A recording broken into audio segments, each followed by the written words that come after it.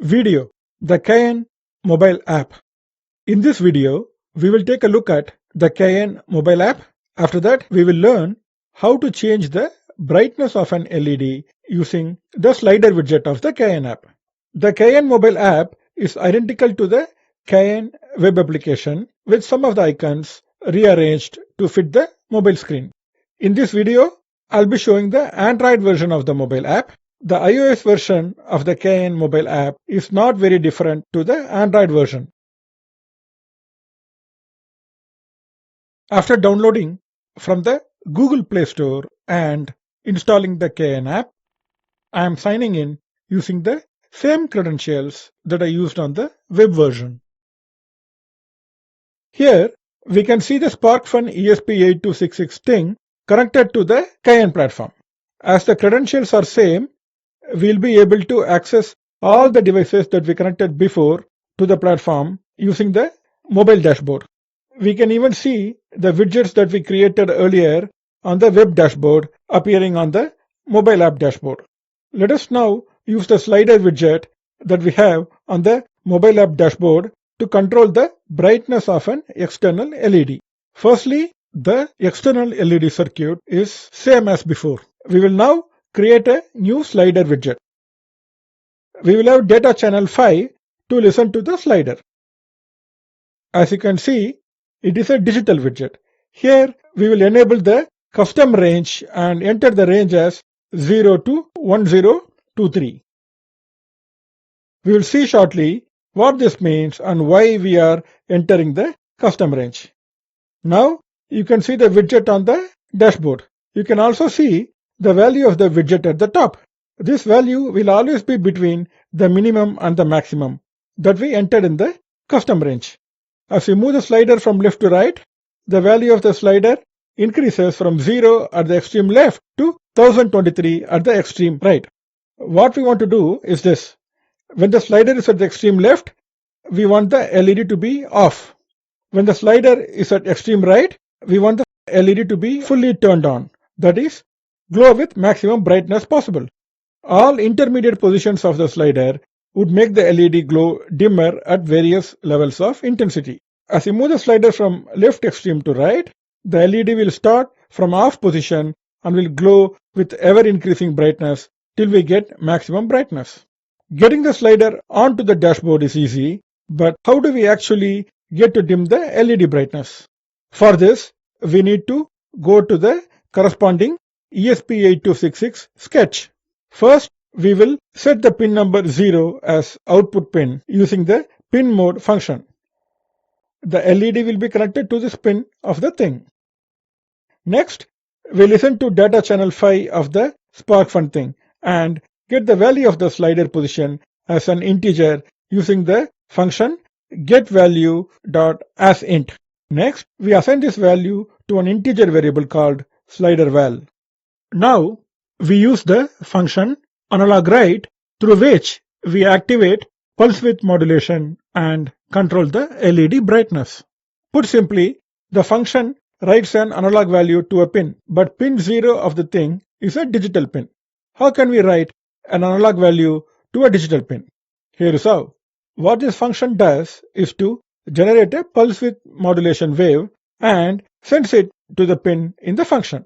The duty cycle of the pin corresponds to the integer input of the AnalogWrite function. We are now using a lot of new terms here. Pulse width modulation, duty cycle, etc. What are these? In pulse width modulation, we vary the time period for which a pulse is on. Duty cycle can be represented in percentage and represents the period for which the pulse is on. A duty cycle of 100% means the pulse is on all the time. This corresponds to the rightmost position of the slider. Duty cycle of 0% corresponds to the left side of the slider and means that the period for which the pulse is on is 0. When we use the AnalogWrite function here, the pulse width modulation analog wave is written to the pin 0, which is the first argument to the function. The second argument to the function is an integer between 0 and 1023 that gives the duty cycle. To get the duty cycle percentage, you can divide this integer by 1023 and multiply by 100. The pulse width modulation wave signals in the SparkFun ESP8266 thing has a frequency of 1 kHz. Now we have the duty cycle information through the slider position. The analog write outputs this pulse width modulation to the pin 0 to which the LED is connected. The brightness of the LED is controlled by varying the time duration for which the LED is on during the cycle of the PWM wave. Higher duty cycle means the LED is on for a longer period, and lower duty cycle means that it is off for a shorter period. As the frequency of the pulse width modulation wave is very high, even though the LED is turned on and off over and over again, because of persistence of vision, we see the turning on and off as varying levels of brightness. Pretty interesting, isn't it? Now, let us load the sketch and see if all this PWM stuff works. We will first keep the slider in off position. As you can see, the LED is off. Now, we can slide the slider gently all the way to fully on, the extreme right position.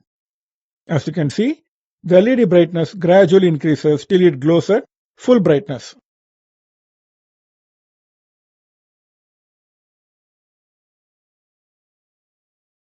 This brings us to the end of this project, video and course. Summary. In this video, we learnt about the Cayenne mobile application.